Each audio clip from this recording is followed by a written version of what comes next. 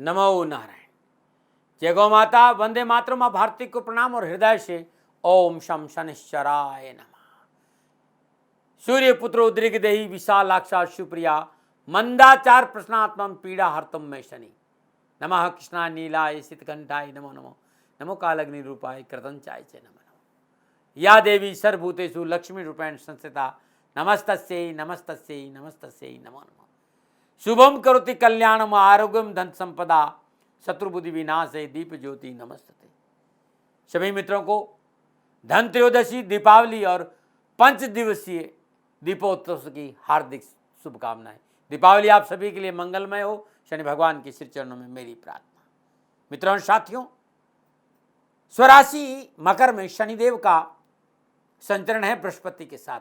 62 वर्षों में पहली बार ये दीपावली अद्भुत संकेत दे रही है। लेकिन ये 6 बातें, ये 6 गलतियां दीपावली पर यदि आप करते हैं तो मां लक्ष्मी रूठ सकती है।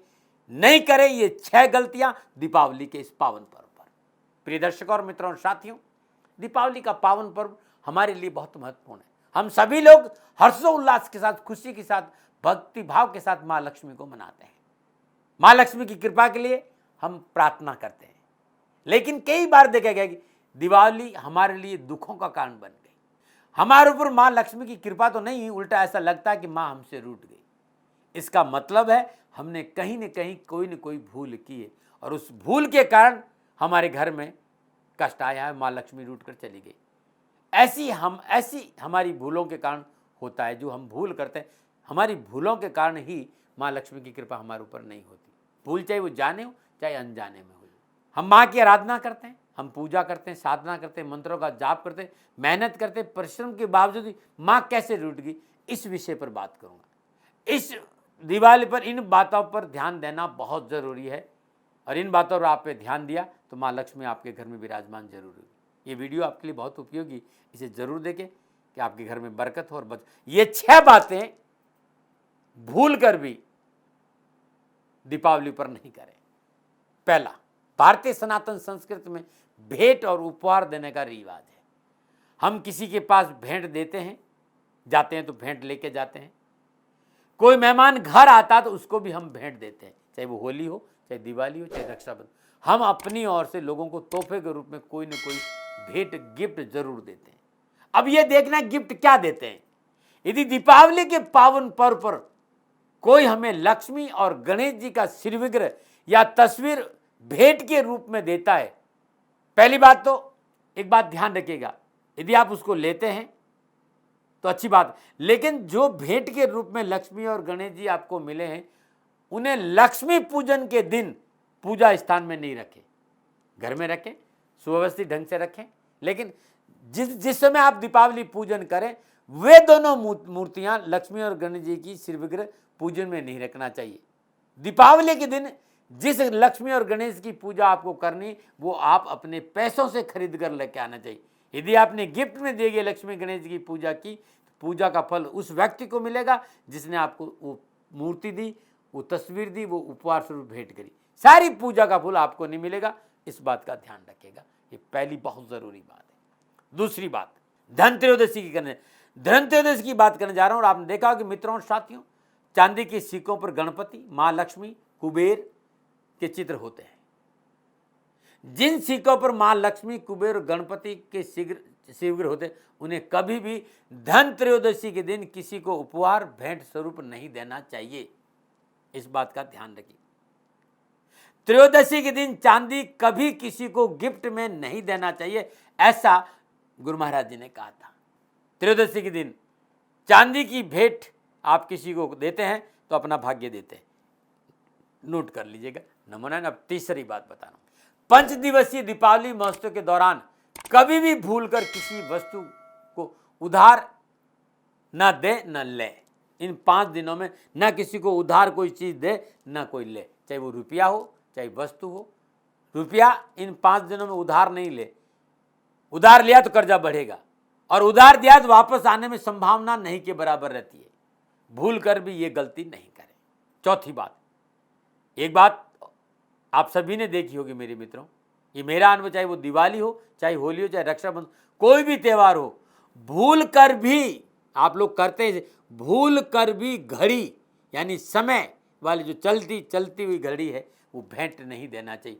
ऐसा मैंने देखा है। जब भी घड़ी भेंट स्वरूप किसी को दी है, घर में परेशानी आई, मान लो आपका समय बहुत बेहतर चल रहा है और आपने घड़ी गिफ्ट में दे दी, तो यानी आपने अच्छा समय किसी दूसरे को दे दिया, आपके यहाँ मुसीबत आई। और यदि आप खुद परेशानी में जी रहे हैं, कष्ट में जी रहे हैं, दुखों में जी रहे हैं और आपने किसी को घड़ी भेंट में दे दी, तो आपने अपने कष्ट उसको दे दिया, अनजाने में आपने दुआ ले ली, अनजाने में आप किसी दुख के कारण बन गए। इससे भी आपसे बचना चाहिए। मित्रों और साथियों, ताते पाव पसारिए, जाते लंबी छोड़। कभी भी पूजा धन से नहीं होती, भाव से होती है। भाव का मैं भूखा हूं, भावी एक सार है, और भाव से जो मुझको भजता भविष्य बेड़ा पार है। सोसोबाजी दिखावे के लिए मैंने कई बार देखा, कई लोग पूजा करते हैं, पूजन सामग्री दूसरों से ले लेते हैं। जब भी आप पूजा करते हैं, ये गलती भूल कर नहीं करें, आपको परेशानी में। पूजा करनी है तो अपने सामान से करिए, चाहे अपने सामर्थ्य से फूल लाइए, फल लाइए, मिठाई लाइए, अपने पैसों से खरीदिए। फ्री में लाएगी पूजा सामग्री से कभी पूजा नहीं करें, क्योंकि जो आप पूजा करेंगे सामान तो उसका, पैसा उसने खर्च के, फल आपको क्यों मिलेगा, इस बात पर ध्यान रखिएगा। और छठी बात, आप माँ लक्ष्मी की कृपा चाहते हैं, आप माँ लक्ष्मी की दया चाहते हैं, आप चाहते हैं कि माँ लक्ष्मी आप पर मेहरबान हो, आपके घर में माँ का वास हो, स्थायी रूप से माँ की कृपा आपको, तो उसके लिए मुहूर्त का अपना एक वजूद है। क्योंकि पार्टिकुलर ग्रह नक्षत्र में रश्मियों को प्राप्त करने के लिए सही समय की जानकारी होना बहुत जरूरी, इसीलिए ऋषियों ने मुहूर्त बनाया है। आप देख लीजिएगा, सूर्य के पार्टिकुलर टाइम पर बहुत ज़्यादा गर्म होता है, आप खड़े नहीं रह सकते। एक टाइम ऐसा होता है कि आप सूर्य को आराम से देख सकते। मेरा कहना है, किसी भी पूजा आराधना के लिए एक मुहूर्त होता है, और माँ लक्ष्मी और दीपावली पूजन स्थिर लगन में होने, वृषभ लगन स्थिर लगन में होना चाहिए। ध्यान रखना, 3 लगन है, वृषभ लगन, सिंह लगन और कुंभ लगन। इन तीनों लगनों में आप यदि माँ लक्ष्मी की पूजा करते हैं तो आपके लिए बड़ा शुभ। तो ये 6 बातें यदि दीपावली के इस पावन पर्व आपने ध्यान में रखी, तो माँ लक्ष्मी आप पर मेहरबान जरूर होगी। ये मेरा अनुभव था, जानकारी थी, हो सकता है मैं गलत हूँ, मानो न मानो आपकी मर्जी, लेकिन मुझे कुछ बातें अच्छी लगी, मैंने आपको बताई।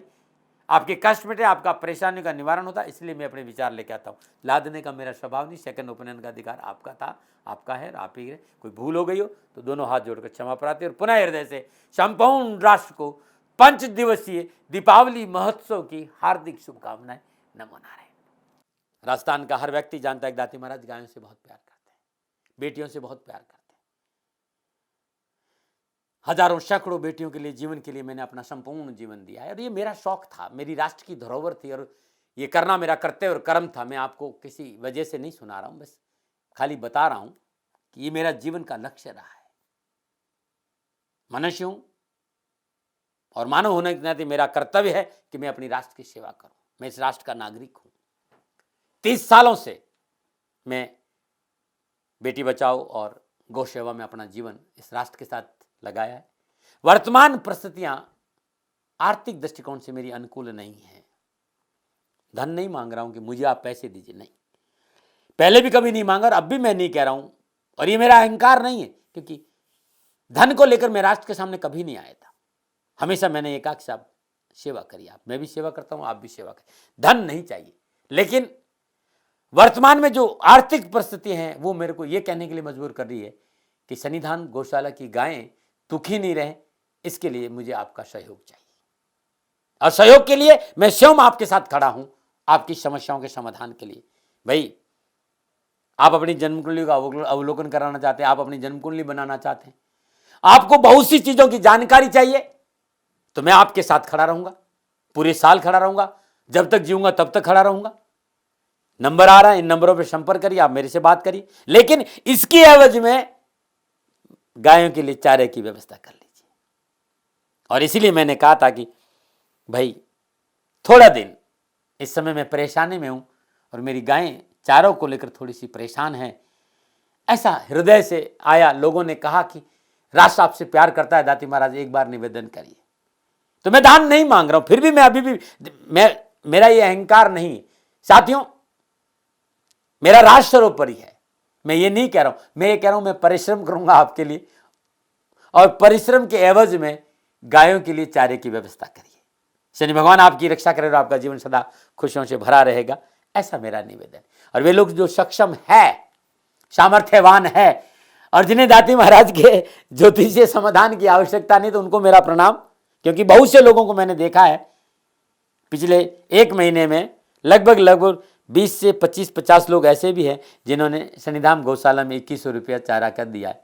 मैं उन सब के प्रति अपना आभार प्रकट करता हूं और ये सहयोग मैं जीवन भर याद रखूंगा। मित्रों, समय ऐसा है कि मेरी परिस्थिति आर्थिक दृष्टिकोण से अनुकूल संकेत नहीं दे रही है, इसलिए मैंने राष्ट्र से कहा कि शनिधाम गौशाला में परेशानी नहीं चाहिए।